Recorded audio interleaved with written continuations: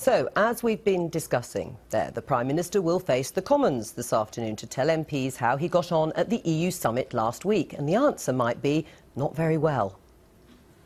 He was left banging his lectern with anger after a retrospective cash demand from the European Commission for £1.7 billion following a re-evaluation of the size of the British economy. David Cameron said he was surprised by the move and he's not paying. Labour says he should have seen it coming. As if things weren't looking gloomy enough for the Prime Minister, over the weekend the German Chancellor Angela Merkel seemed to rule out restrictions on migration within the Union, saying Germany will not tamper with the fundamental principles of free movement in the EU. Yesterday, Defence Secretary Michael Fallon ramped up the rhetoric on European migration, saying some towns were swamped by huge numbers of migrant workers. He's since said he was a little careless with his words. And in another sign of trouble for David Cameron, up to 100 Conservative MPs are thought to be planning to rebel over plans for the UK to opt into European policing measures, including the European arrest warrant. And joining us now is UKIP MEP Tim Aker. Welcome to the Daily Politics. Let me start, though, first of all, with you, Damien Green. How long has the Treasury known about this EU budget demand for more money from Britain? I don't know. Well, it's said at least since the beginning of the year, so it wasn't a surprise at all. Well, it's certainly not a surprise to the Treasury, and I think the point is that this came about as a redefinition of Britain's national income, slightly bizarrely including apparently the proceeds of prostitution and drug dealing. Yes, it seems the productivity levels seem to be high. Very peculiar way of finding out that we have a bigger tax bill. I also, frankly, think that €2 billion sounds like a suspiciously round number. I don't think. Well, I don't think it was exactly €2 billion. We rounded it up. It was just below that. But as you say, it wasn't a surprise. These things do happen, and a bill was expected, and the Treasury did know about it. So all this is this synthetic rage. No, absolutely not. Because I mean, as somebody has pointed out, €2 billion, £1.7 billion, is more than Labour is planning to raise from the mansion tax. So it is a significant sum of money. No one's disputing the amount of money. It's whether or not they knew about it in the first place. Should the UK pay the money? No. I mean, that's certainly not at that sort of level. And also certainly not. Well, let's find out how it's been calculated. What's been interesting is that the European Commission hasn't yet been able to produce any kind of workings as to how they got from this redefinition of Britain and indeed all the other countries' GDP and this extra money, and how retrospective this is. I think it's fair enough to say, going ahead, if this is what your GDP is, that should be the calculation. But if this is in any way retrospective, that seems to me, as somebody who is in favour of... But you'd be prepared to pay some of that back, maybe by December, the deadline? No, absolutely not. And not by the deadline. Not retrospectively. I think retrospective taxation is always a bad thing. What happens if you don't pay? There was a big row in Europe of the type we're quite used to, and people there will say, well, this is the law, you have to pay fines and things like that, but that doesn't always happen. So it's clear the Prime Minister is up for a fight, and it's a perfectly sensible fight to have. Do you think it was effective, David Cameron's tub-thumping refusal to pay the money? I think it was a very sensible thing to refuse to pay, Will it be effective, though? It says, well, will it actually have the desired effect? Will they agree to either renegotiate the amount, give you longer to pay? Is that the way to bring EU allies on board? I think you do different things in different circumstances, and in this circumstances, I think saying, no, we're not going to pay in 3 weeks' time €2 billion was absolutely the right thing to do. Right. Do you think David Cameron there gave a good account of himself for saying that Britain was not going to dance to the tune of the European Union? We've heard this all before, haven't we? I mean, he was the fervent opponent of Jean-Claude Juncker. He said, no, Jean-Claude Juncker's not our man. And then he high-fives him, and a third of his MEPs end up voting for the Commission, the same Commission which is saying pay up in December. You've got an alternative. So the Commission's already said that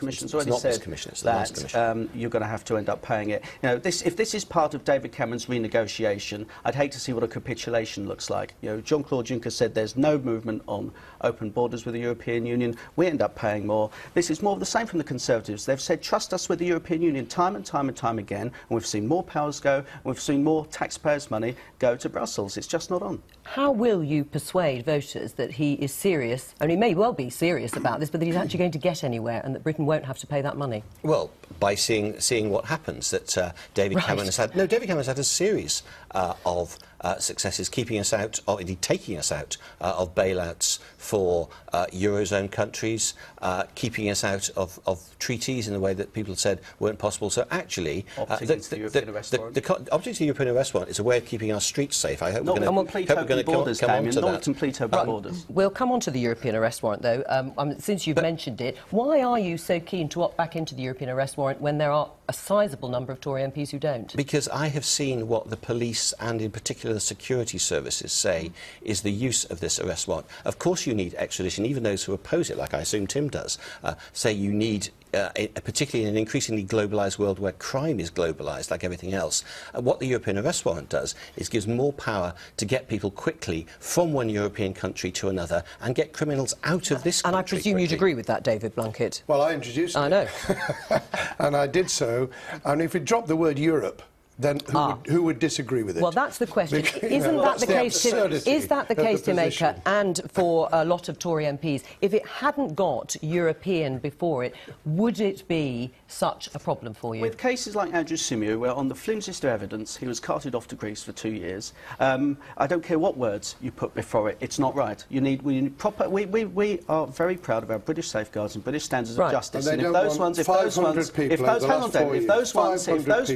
standards were brought across Europe, then you could have something. We want a proper extradition treaty with an independent Britain, with the European Union. That's fine. But the current system we've got, the one-size-fits-all, frankly, doesn't work. And when you say keeping foreign criminals out, we've got 12,250 foreign criminals in our prisons. We've got complete open borders with the European Union. Arrest warrant or no, foreign criminals are would it make a difference, David Blunkett? None of them are doing anything about it. Right, let David Blunkett. That's just a rant.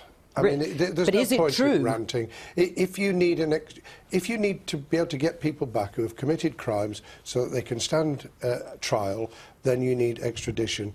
And if you have that across the European Union, you can do it swiftly and easily. If it needs revising, it should be revised, but not thrown out. Right. It has been revised. It has, yes, because there were objections, but we have just passed a law which came in July, which mean that some of the trivial cases, which I mean, trivial... Don't call them trivial. No, sorry, the charges were trivial, the cases were really serious, because people, as you say, were in jail for a long time. That law has been changed, and since that came in July, 21 arrest warrants have been refused. So we've actually dealt with what was a serious issue. But overall, it will be good news for terrorists, for murderers, for rapists, for child molesters if we pull out of the European arrest warrant. What do you say about a honeypot for fugitives was the term that Theresa May actually used. I mean, isn't that the case? Well, I saw that today, and we already are. We've got complete open borders with the European Union, where fewer than 7 out of 10 foreign suspects are actually checked whether they've got criminal convictions in their host country. With open borders, we cannot be a safe country, as you all three assume,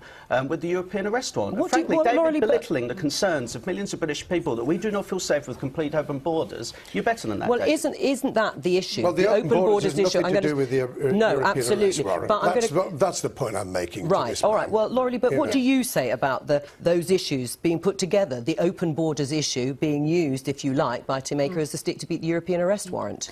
Well, I do think it's important that we have proper border controls, and we do know who is in the country and who is not in the country. That is something we've been asking our Conservative coalition colleagues to honour. It was in the coalition agreement for some considerable time. And what the Liberal Democrats were saying, but anyway, carry on.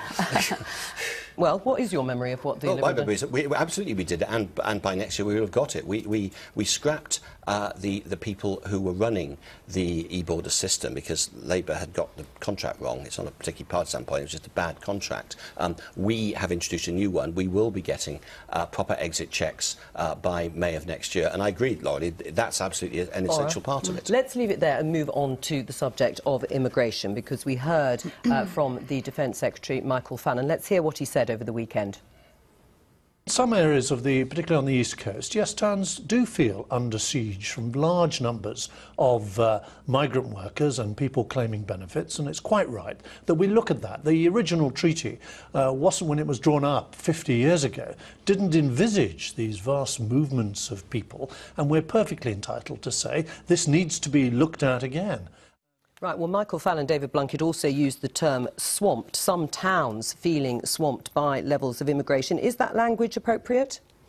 Well, it depends how it's used. I used the word swamp 12 years ago. You were did. Probably going to come round to that. I was going to come round to it, but you got there first. And I wasn't told off by Downing Street. I did reflect afterwards that given that Margaret Thatcher had used it in an entirely different context, it would have been better if I'd used the same type of word, like overwhelmed, which in the dictionary means exactly the same, which is people under pressure.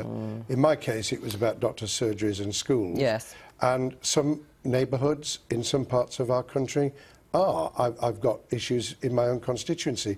They need dealing with sensibly in terms of integration and the English language being taught and people changing their historic behaviour, and I don't think we could disagree with that. And so I wouldn't have withdrawn the word, I would have just clarified what he meant by it. Right, well, Michael Fallon has, as you will know, Damien Green said, I was a little careless with his words. Well, listening to David Blunkett, was he? Did he have to change what he said? He hasn't wrote back from the sentiment.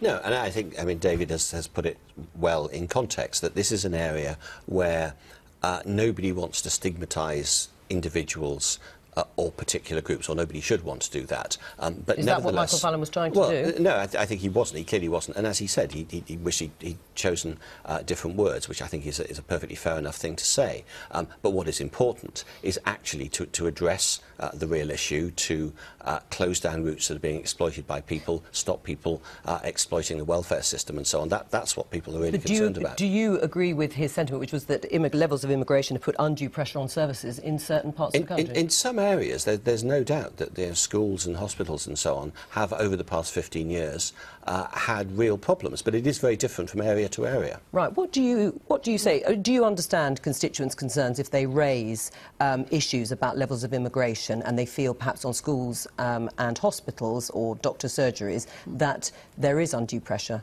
Of course I do, and I wouldn't. Anyone has got the right to raise these issues. However, but what can you do about it? Well, on balance, economically, immigration has been a good thing. And you have to also remember there are almost as many British people who are in other parts of the EU as there are EU migrants working over in this country. We've put some proper controls in as to who's coming in, making sure that they're not able to come over and claim benefits. But we shouldn't lose sight of the fact that we have got this overriding principle of free movement, and it is of economic benefit to us as a country. Do you accept that economic benefit of freedom of movement, that it works both ways for Brits abroad as well as migrants here? Well, retirees abroad, but when you've got lots of low-skilled people coming in, earning a minimum wage, and then taking in-work benefits, I don't see any real economic benefit to that. It's ended up pushing wages down.